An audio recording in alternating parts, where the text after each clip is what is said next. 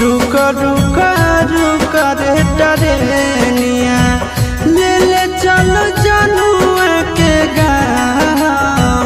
रुक रुक रुक रे टरेनिया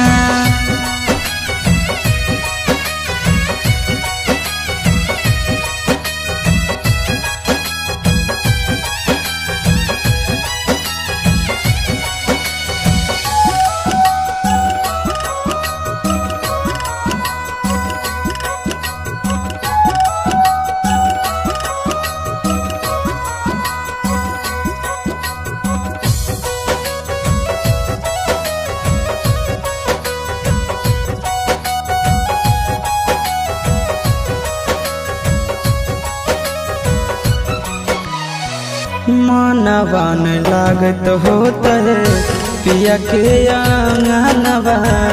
रतिया में देखी देखी रोबत होत चनवा, रोबत होत चनवा।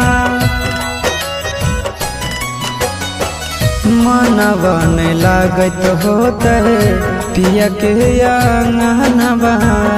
रतिया में देखी देखी रोबत होत चनवा, रोबत होत चनवा। जबने ना बदिया गेलै पगले उहबे हमरो पहुँचा। रुक रुक रुक रे टरेनिया रुक रुक रुक रे टरेनिया ले ले चलो जनुआ के गाँव। रुक रुक रुक रे टरेनिया ले ले चलो जनुआ के गाँव।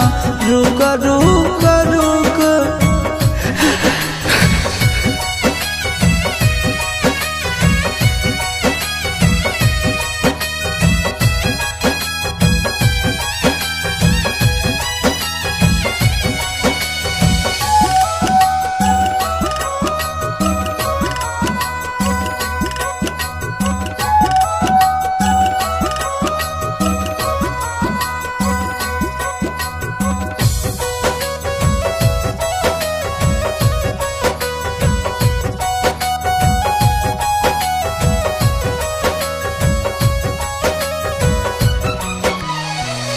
फोनवो नहीं कैला कहीं नहीं भेजले कई खबरिया। कौना देशवा में बस है जन के ससुररिया, जन के ससुररिया।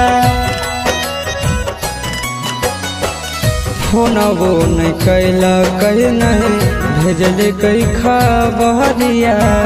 कौना देशवा में बस है जन के ससुररिया, जन के ससुररिया। गोरे ललके बुझे मजबूरी बताई दी है आशीष के नाम। रुक रुक रुक रे टरेनिया रुक रुक रुक रे टरेनिया ले ले चल जनुआ के गाँव। रुक रुक रुक रे टरेनिया ले ले चल जनुआ के गाँव। रुक रुक रुक रे टरेनिया।